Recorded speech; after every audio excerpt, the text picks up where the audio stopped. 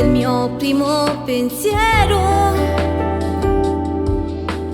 Tu sei nella mente mia ogni sera, mentre una lacrima che cade e lentamente viene giù, un ricordo indelebile che bussa nel mio cuore.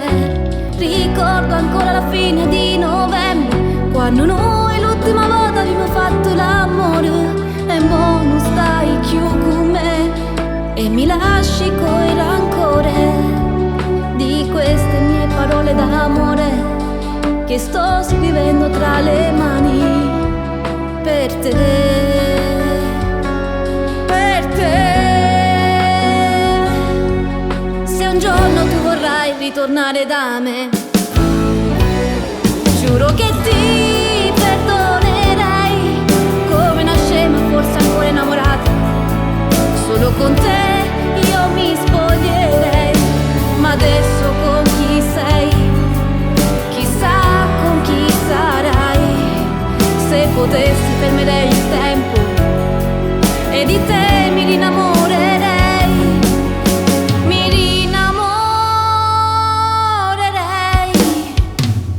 Adesso basta, non ti voglio nella mente mia. Mi ammazza questa folle pazzia di scappare da te per riavere te. Se un giorno tu ritornassi ad amarmi, sai,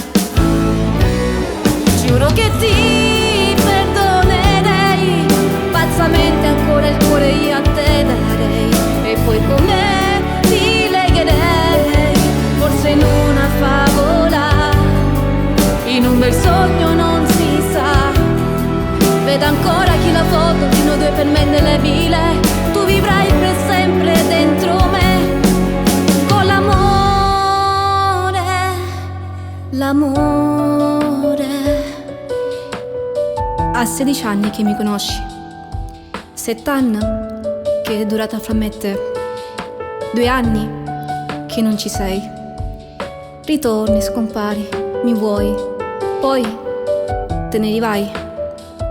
Mi lasci così, con le lacrime, con la voglia, la mancanza, che mi fa vivere nel gioco dell'illusione, che magari queste mie ultime parole possono essere dettate dalla fantasia, che magari può essere una ipocrita ipocrisia, chi lo sa.